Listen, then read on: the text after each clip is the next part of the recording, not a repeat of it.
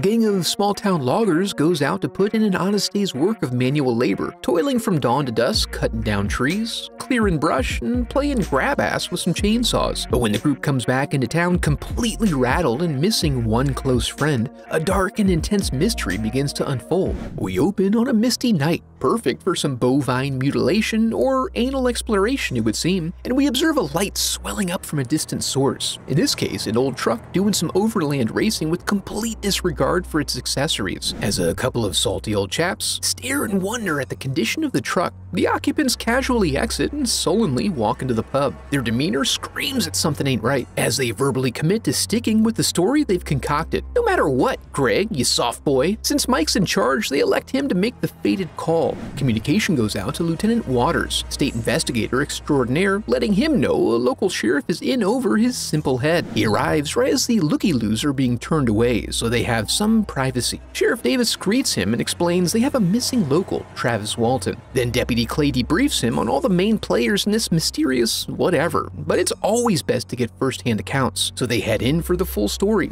After setting up his portable recording device, he starts by seeking some simple background information on old Travis, Mike's BFF.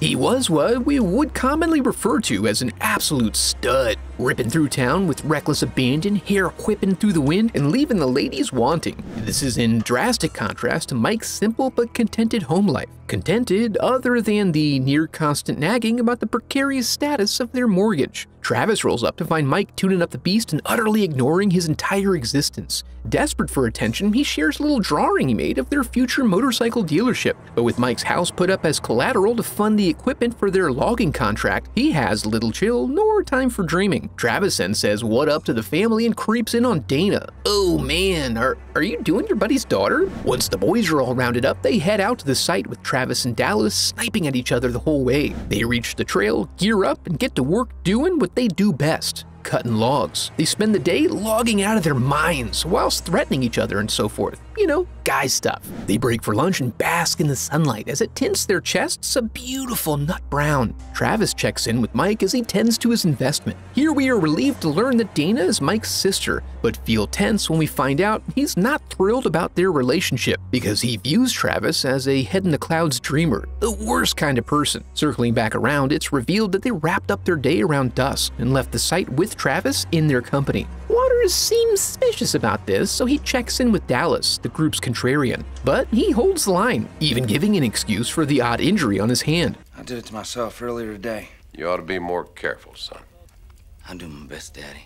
Ooh, it's getting spicy. The sheriff brings them back around to talking specifically about what they claim to have seen. It was a light, an eerie light, situated somewhere beyond the horizon. They presumed it to be a fire or a plane crash, and as they drove, it seemed to move with them. They continue because this is the one road out, so if the fire's blocking it, they're spending the night in the woods. No sooner do they round a corner and stop than does Travis hop out and wander into a field toward a pulsing something that seems to acknowledge his presence and welcome him into its warm bosom. It's so enchanting he can barely make for the truck before it strikes him down, leaving him smoking in the grass. As do they all. We then learn that at some point during the opening sequence, they stopped in a field to dispute whether they should continue on or leave him for good. Mike feels honor-bound to at least make an attempt to recover his best friend's corpse, so he kicks him out and goes back alone so as not to risk any additional blood on his hands. Mike claims 'twas nary a sign of his old pal anywhere. Lieutenant Waters is hesitant to believe the events transpired as described, so Bobby finally pipes up. Hey, good for him. But Waters is a seasoned pro and he tap dances around their smooth brains and weak wills. Because their story claims Travis to be gone, they're in no real rush to head out in the dark and search for him. The authorities reconvene in the parking lot and make plans to put on a search in the morning, presuming this to be a case of murder. When Mike gets home, word is already spread around town and he's confronted about his willingness to leave his pal behind. Kate's also confused about whether Travis is supposedly gone or dead or what. Meanwhile, David puts in for a little extra help from JC and seeks absolution for his actions. The choppers arrive the next morning and the party gets underway. If that boy's out here, I want to find him.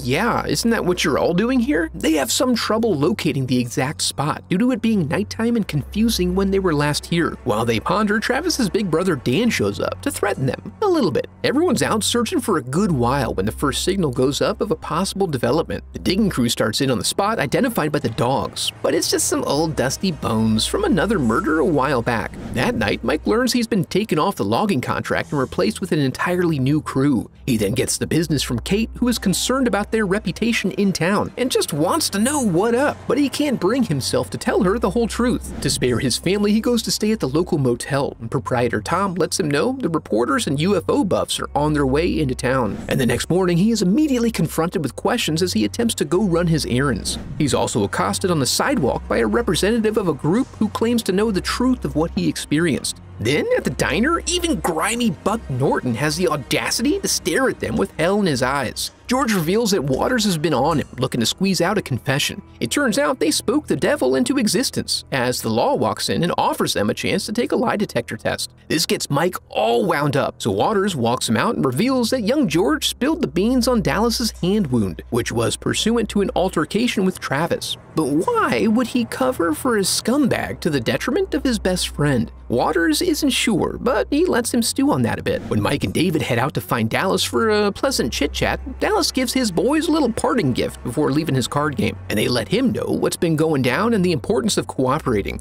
But due to his prior run-ins with the law, he warns them of the danger of lie detector testing. However, Mike insists via scuffle that they all stand together in this. All right, Dallas, just be there. You didn't say a time. Back in town, they've called a meeting of the elders to discuss the public concern. No one feels safe to walk about and wonder why no arrests have been made if they all know via conjecture that they done murdered the young lad. With their names excessively besmirched, Mike can no longer hold his tongue. He shames them all for their naughty presumptions and throws the gauntlet down on that lie detector test, daring any of them to talk some shit to him while he's there, demonstrating your boy's got a real pair of balls on him. When they arrive the next morning, old Cy Gilson's driven in clear from Phoenix to promise them a clean test. When Davis signs off on it, they proceed. We're then treated to your classic interview montage as they're put to the test, sometimes assured, sometimes wavering. Gilson works his magic, and damn it if they don't prove to be some tough nuts to crack. One test comes back inconclusive, so they try to get them back in for round 2, but Mike loses his mind and refuses to be put through more trials. After they leave, Cy reveals that with what they have currently, the lot of them appear to be what is referred to in the business as truthful daddies. In a shocking twist, at the end of day 5 of this whole ordeal, Mike receives a collect call from Travis. He scoops up some sympathetic parties and they rush to the identified service station 2 towns over. In the shadows, they find their boy naked and afraid, withdrawing from human touch and screaming, so not 100%. Their first instinct is to call those alien freaks to come lend a hand, but Jarvis proves to be a thirsty bitch, more interested in knowledge acquisition than helping. They drag his ass out of there as Travis has some sort of vision.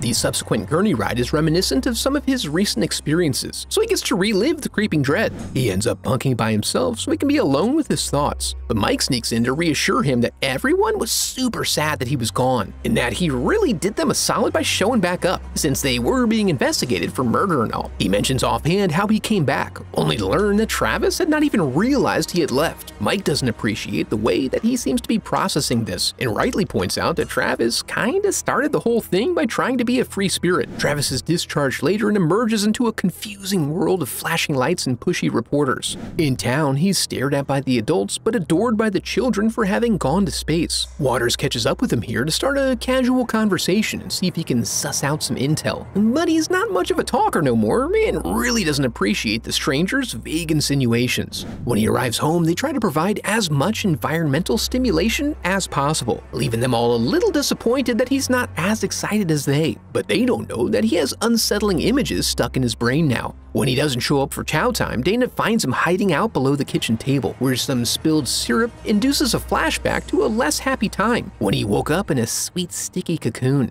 He carefully punches his way out, but the exterior is much less warm and inviting. He rolls over the edge, but is able to float and has hold of some type of umbilical cord. This eventually snaps him back into a separate, mucousy cocoon, with a moist but rotten potential new friend. He begins to slowly make his way toward what he perceives to be the top, What he finds there is not promising, but his desire for the comforts of home forces him into strange company. It turns out these are just spacesuits. They're not occupied. Well, most of them are not occupied. A firm kick in the face earns him a long trip down a dusty hallway for some table time. We can tell from the various items in the tunnel that they are Earth hobbyists of some type, although they don't seem to have much respect for their craft. After a brief consultation, they seal him down with a durable membrane that becomes form-fitting upon moisturization. They do open some courtesy holes for him, but only so they can roughly lube him up before cramming some crude mechanisms into his mouth and eye. Then, he has the long, slow pleasure of bearing witness as they unveil their intent to utilize their most intricate and precise probing device. To what end? We don't know. When he comes to, he's at the doctor's office, surrounded by people who want to provide their support and assistance.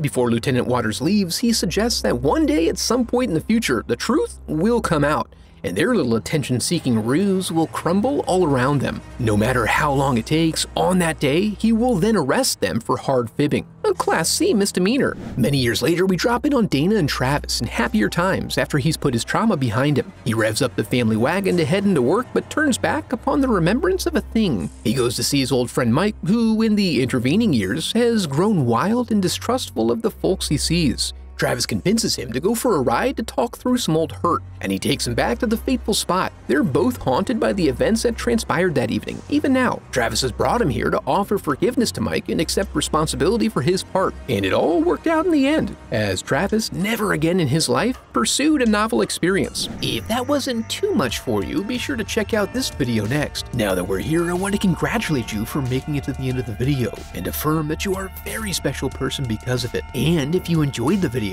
I would love for you to become a part of the channel by subscribing. Thanks for watching.